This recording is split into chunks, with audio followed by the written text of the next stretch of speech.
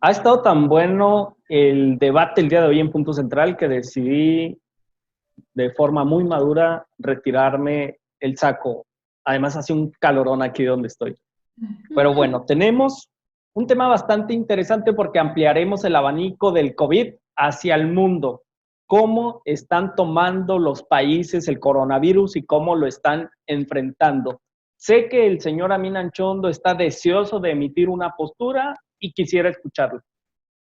Mira, no, la postura que tengo, y es un comentario que sucede, y lo tomo de un amigo de Alonso Tamés, si lo quieren seguir, como @Alonso Tamés, que no ha tenido la oportunidad de estar en diferentes partes del mundo y está analizando la parte política de esto. Cuando hay una crisis de este tamaño, es normal en la vida, en la familia, en una empresa, que cuando hay un problema todos se reúnen en torno al líder. A este fenómeno en inglés le conoce como rally round the flag, o sea, algo así como todos alrededor de la bandera. ¿Por qué? Porque alguien tiene que guiarnos al respecto. Y en el mundo, en países como Italia, el líder, que Italia es de los países más afectados por el coronavirus, subió 27 puntos su popularidad. Pasó de 44 a 71 puntos porcentuales la popularidad del presidente nada más de febrero a marzo. Pasa lo mismo en Francia, donde la aprobación de Macron sube 13 puntos. Pasa lo mismo en Reino Unido, en Chile, en Argentina, en Perú, en muchos otros países. Y en México no está pasando eso. ¿Por qué no está pasando eso? Pues hay varias cosas que se pueden explicar. Pero en México, para empezar, esto evidencia, número uno, una falta de liderazgo real ante un problema que la sociedad ya toma como real. Es un problema que sí existe. Porque hay problemas que no sabemos que existen hasta que los vivimos en carne propia. Aunque no tengas coronavirus en carne propia, sabes que existe el problema y que es una real pandemia, ¿no? Y que en cualquier momento me va a tocar a mí. Ahora, aquí en México, el presidente Andrés Manuel López Obrador, en las mediciones de popularidad y de aceptación ha venido cayendo. Mitofsky ya lo tiene abajo del 50%, cosa que no se había visto al menos con este presidente. Y hay varias explicaciones, las que pone Alonso, y este comentario que lo estoy tomando de él, que es uno, pues bueno, el desempeño económico de México viene mal desde antes de la crisis, desde antes de que existiera la pandemia ya el desempeño económico no iba como lo estamos pensando.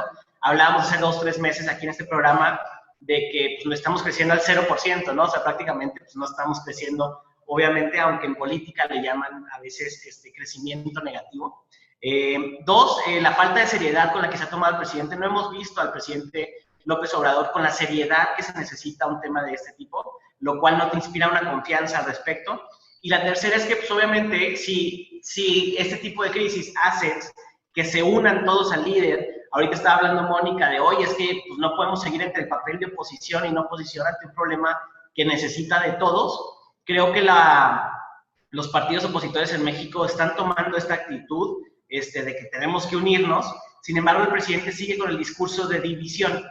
Y lo vimos ahora con el informe, ya no sé qué número de informe dio trimestral, donde esperábamos un mensaje en torno al tema del COVID, de esta pandemia, y no hubo, y continuó con los mensajes de división. Entonces, lo que normalmente, el mensaje al final de esto, lo que normalmente se ayuda a los liderazgos a aumentar su popularidad, su reconocimiento, su aceptación por el manejo de una crisis, en México está pasando exactamente lo contrario. Yo sí creo, ahorita que hablábamos al respecto, que esto va a medir, o sea, ya no va a ser en política y en Chihuahua y lo que viene en las elecciones en 2021, ya no va a ser quién hizo más obra, quién hizo más programas sociales, quién hizo, no, va a ser el que mejor respondió a esta crisis lo que se va a evaluar. Eso creo yo personalmente. Totalmente. No puedo agregar más porque es un comentario bastante acertado. A mí, y me gustaría pasar, porque el tiempo así lo apremia, porque ya hemos gastado bastante tiempo en el bloque anterior, pasar a los temas que tenemos pendientes y que seguramente van a ocupar las agendas los próximos días. Hay una postura de Donald Trump, nuestro vecino, de reabrir la economía, a pesar de que Estados Unidos es uno de los países con mayor índice de muertes por el COVID-19. Ha cantado una disputa abierta a través de su cuenta de Twitter para 3 estados que curiosamente son demócratas: Michigan, Minnesota y Virginia. esta inestabilidad política, ¿creen que afecte a México y creen que vaya a tener repercusiones mundiales? Porque si el gran país está dando un ejemplo de división, ¿no va a permear a los otros países? Moni. Pues mira, yo siempre he creído que somos el rebote, ¿no? O sea, lo que sucede en Estados Unidos, para bien o para mal, siempre tiende a rebotar en México. ¿Por qué? Porque estamos muy alineados y muy a las políticas públicas, pues, o a la forma de llevar a cabo. Digo, esto no es nada, nada oculto, ¿no? Lo veíamos en las pasadas negociaciones de la OPEP, pues, cómo México puso su postura y siempre en apoyo al gobierno de Estados Unidos, ¿no? Pero yo creo que más allá de esto, siento que sí ha tenido un enfrentamiento, sobre todo con los gobernadores. Me parece que el enfrentamiento que han tenido los gobernadores han sido también muy duros con su postura, con esta nueva iniciativa del presidente Trump de poder reactivar la economía. Y también creo bueno, Estados Unidos de alguna forma sabe equilibrar de alguna u otra forma la balanza, ¿no? O sea, para ellos la parte económica me parece que es muy importante y desde luego que ellos pues harán las estrategias pertinentes porque no se puede caer la economía como ellos vieron que sucedió en China. O sea, en China la economía cayó un 6%, es muchísimo. Nunca en la historia de los últimos 2 décadas había surgido una situación así en ese país, ¿no? Entonces, pues bueno, al ver qué está sucediendo ya en países que ahorita ya van en una etapa de salida, pero ver que ellos están en el momento, pues me parece que sí tienen que tomar medidas al respecto porque evidentemente va a haber un freno en la economía, digo, ya lo existe a nivel global y bueno, los países que no estén bien agarrados, como ahorita decía Min, en el caso de México, que nosotros ya tenemos antes de la pandemia, antes de todo esto, ya teníamos un retroceso fuerte en materia de economía, pues va a estar difícil, ¿no? Y complicado. Y la crisis se agudiza, y más en este momento, especialmente en este día y a la hora que estamos grabando punto central, que son aprox las 3 de la tarde, tiempo de Chihuahua, con la noticia del desplome de un 92% del precio del crudo en el petróleo.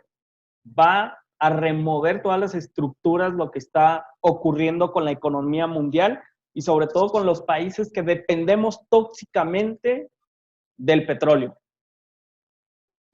A ver, híjole, es un gran debate esto que nos puede llevar la hora completa. Pero aquí hay dos visiones las que tienes que tener. Y un jefe de Estado tiene que tener las dos. La primera es el tema de atención a la crisis de salud y la segunda es el tema de atención a la crisis económica. Obviamente las dos combinadas es lo que está pasando y es lo que se está haciendo una bomba a nivel mundial. ¿Por qué digo una bomba? Porque yo sí creo que va a cambiar totalmente la forma tanto de hacer política como de hacer economía en el mundo. Y qué bueno, porque esto tenía que cambiar. Ahora, el problema es que el cambio no sea tan doloroso, porque no podemos negar que el capitalismo que estábamos viviendo pues estaba generando muchas injusticias sociales y que eso tiene que reducirse, ¿no? Ahora, ¿qué es lo que está pasando? Pues esto obviamente está generando una parálisis económica totalmente. Hoy en la mañana reportaba la aerolínea más grande de Sudáfrica, que Sudáfrica es el país más grande y desarrollado económicamente de todo el continente africano, quebraba, ¿no? Para operaciones. Hoy en la mañana también, bueno, se anunció la semana pasada la pérdida de 6 millones, casi 7 millones de empleos en Estados Unidos. Lo mayor que se ha visto en los últimos 15 años en un periodo tan corto. México reportó más de 300,000 empleos perdidos. La capital de Chihuahua, Ciudad Juárez, perdieron... Chihuahua alrededor de 1,500 empleos, Ciudad Juárez más de 3,000 empleos en lo que va de marzo, en el periodo de marzo, perdón. Estamos viendo fuga de capitales, la gente está llevando su dinero. Son temas muy, digamos, muy amplios, ¿no? Pero a grandes rasgos es esto. Y además tenemos el tema del petróleo. El petróleo es esta moneda de cambio, es este recurso natural como lo es el oro. El petróleo se toma como un recurso no renovable. El oro, que son estos materiales naturales de cambio entre países y que además las economías de muchos países, no nada más de México, están sustentadas en petróleo, pues estamos viendo que el petróleo lo están regalando, literalmente lo están regalando. Hoy se reportaba el costo del petróleo a menos de $1 y además en cierto tipo de petróleo estaban pagando para que se llevaran el petróleo. ¿Por qué? porque tienes una pérdida de la demanda, o sea, la gente no está saliendo, entonces no está consumiendo combustible, entonces no se necesita el petróleo en este momento, los aviones no están volando, se necesita mucho menos, hay mucho menos demanda, pero la producción continuó. Entonces ahora lo que necesitan es que recojan ese petróleo los países a los que se le iban a vender. Esto es una pérdida enorme para nuestro país, donde nuestro presupuesto federal sigue sustentado gran parte en la recaudación por petróleo. Si bien tenemos asegurados cierto número de barriles a un precio, esto nos deja totalmente desprotegidos. ¿Por qué? Justo la semana pasada se negociaba con la OPEP y yo creo que mucha gente vio esta noticia, pocos la entendemos al 100% cómo se mueve el tema petrolero, pero a grandes rasgos es esto. Decían los países que producen petróleo, vamos produciendo menos porque la demanda bajó para que el costo pues sea razonable. Entonces todos los países dicen, yo voy a reducir 400,000 barriles diarios, anuales, yo voy a reducir tantos barriles. México dice, yo no. Yo nada más voy a reducir 100,000 barriles, voy a hacer esa reducción, ¿no? Y Estados Unidos muy inteligentemente dice, yo reduzco tu parte. ¿Qué está pasando ahorita? Si el día de hoy el costo del petróleo es $1, o te estoy pagando para que te lo lleves, y tú me dices, yo voy a seguir produciendo, y tu costo de producción es mucho mayor a $1, porque nos cuesta mucho más que eso sacar un barril de petróleo, entonces estamos perdiendo mucho más dinero. No sé si logro explicar esta parte de oferta y demanda, pero esa es la negociación. La OPEP decía, todos dejemos de producir, produzcamos menos para que el costo se mantenga. México dice, no, yo no. Entonces seguimos produciendo, pero nos cuesta mucho más producirlo que lo vendemos, y esa es una pérdida económica. Obviamente, eso no nos da gusto a nadie que pase, pues porque es dinero de todos los mexicanos, pero no es posible que sigamos en esta lógica con el gobierno federal. Oigan, me parece muy buena la explicación. Yo sugiero, salvo su mejor opinión, que este tema, por su complejidad técnica y porque apenas está surgiendo la información, lo podamos trasladar al siguiente lunes para la próxima edición, porque además ya se nos está acabando el tiempo. Para la hora en la que estamos grabando, seguramente ahorita en el Senado de la República hay una efervescencia y una temperatura tremenda por la posible aprobación de la ley de amnistía que pretende despresurizar las cárceles y suspender las penas de algunos delincuentes. Es un tema bastante controversial que también requiere de mucha técnica, pero me gustaría que me dieran sus posturas antes de dar la mía. ¿Quién quiere empezar? Mónica Min. Adelante, Moni, te escuchamos.